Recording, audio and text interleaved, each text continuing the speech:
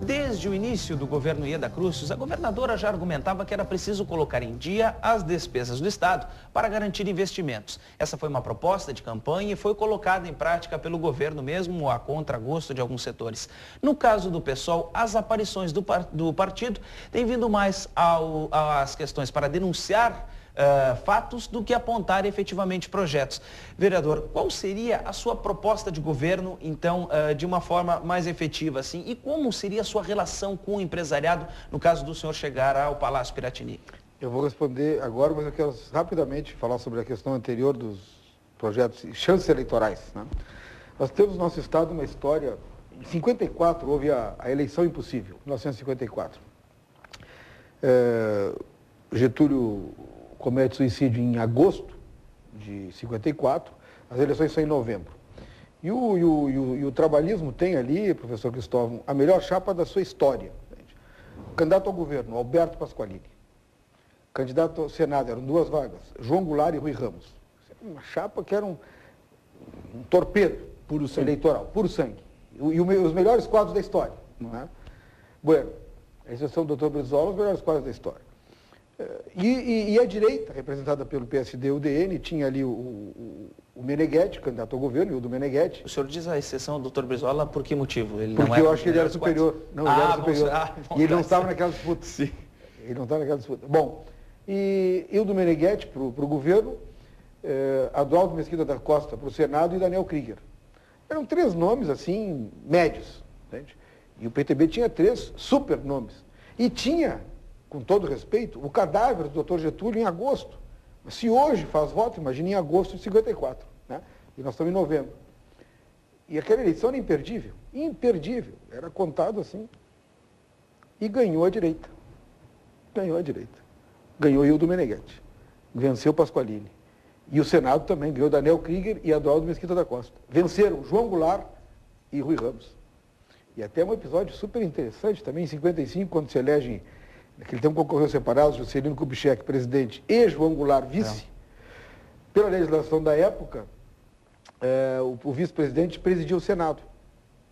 Então, o João Goulart foi presidir o Senado, que ele havia perdido a eleição. E o Adroaldo Mesquita da Costa, o que é a honra dos gaúchos, como perdemos parte disso na política, né? O Adroaldo Mesquita da Costa renunciou. E disse que não ia ser presidido por um homem que ele derrotou nas urnas do Rio Grande.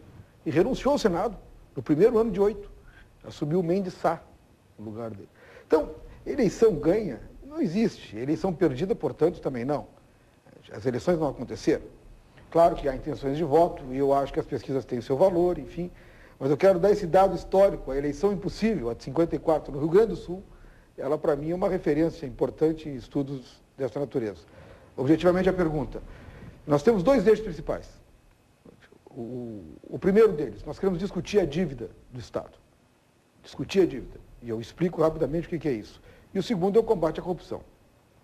Tem dados, professor Cristóvão, professor Rodrigo, de organismos internacionais.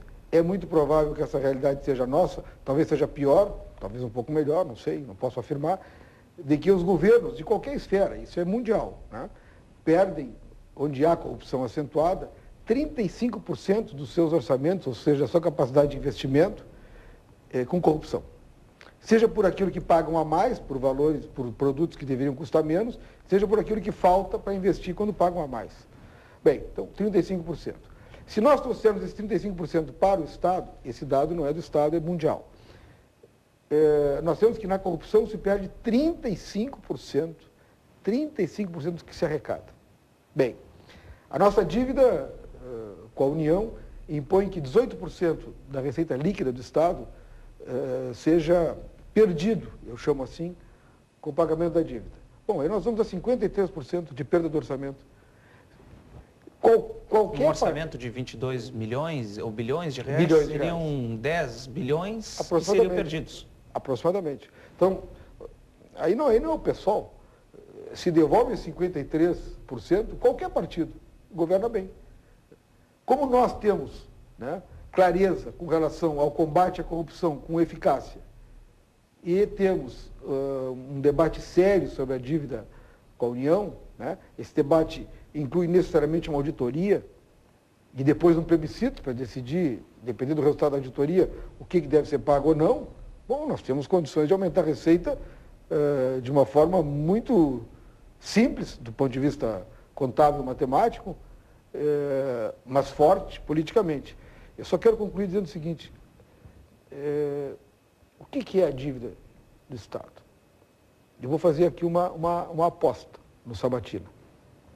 Nenhum candidato vai responder o que é essa dívida, porque ninguém sabe o que ela é. Ninguém sabe. Quem compõe essa dívida? O que foi gasto com essa dívida? Foi o Hospital Presidente Vargas, foi feito? Foi o quê? Alguma BR? O conjunto dessa dívida... Não é um acúmulo, vereador? Mas o que é esse acúmulo? De projetos que, de repente, foram financiados e não foram pagos. Isso daria 1/3 da dívida. E os precatórios também não compõem?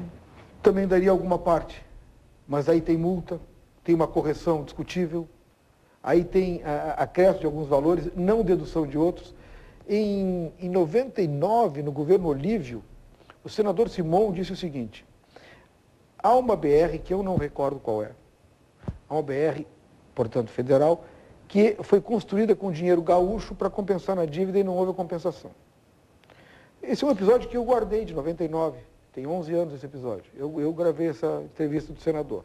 Bem, quantos episódios desses nós podemos ter? Quantos? Quantas vezes não houve compensação? O que está... Se fosse um valor nosso, o cidadão que está nos assistindo agora, né, o telespectador da Ubra, ele paga uma dívida que ele não sabe qual é?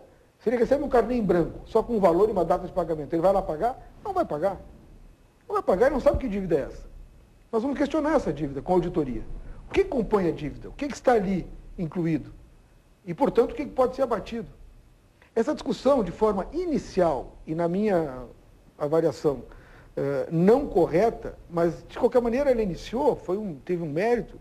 O ex-governador Itamar Franco, de Minas Gerais, naquele mesmo período entre 98 e 2002, não lembro que ano foi, acho que foi 99, ele usou esse argumento.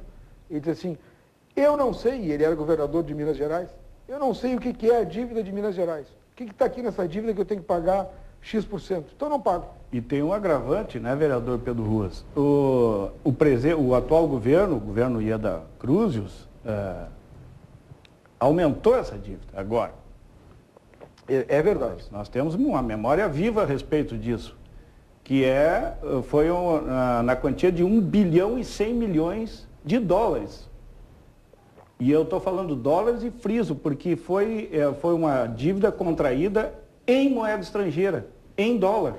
Naquela questão do financiamento do Banco Mundial? Do Banco Mundial, exatamente. Aqui, aprovado pela Assembleia Legislativa, inclusive com o voto dos deputados petistas na Assembleia. É pura verdade. Que até hoje eu não sei, não houve justificativa, eu desconheço a justificativa do Partido dos Trabalhadores para chancelar essa tonteria do governo de Ieda Cruz. Quer dizer, e aqui também é uma caixa preta. Onde é que está esse dinheiro? Eu sei que veio parte do dinheiro, está nos cofres estaduais, mas aonde que está sendo aplicado? Mas não seria importante esse dinheiro ter vindo para o Estado, professor Cristóvão, porque ele veio para que o caixa fosse colocado em dia ou para sanar outras dívidas e aí fazer aquele refinanciamento? Mas aí é que está o negócio, quer dizer, nós sequer respondemos a dívida passada, como o Pedro está dizendo, e já tornamos a fazer mais dívida para fazer o quê? O caos na saúde pública, o caos na educação pública. O sistema de transporte, a governadora teve o reconhecimento de que é caótico, passando todo o problema para o governo federal. Eu gostaria de pegar, de repente... Percebe? E mais o fato que salienta o professor Cristóvão de que é em dólar. A variação cambial pode ser um desastre nesse caso aí. Vereador Pedro...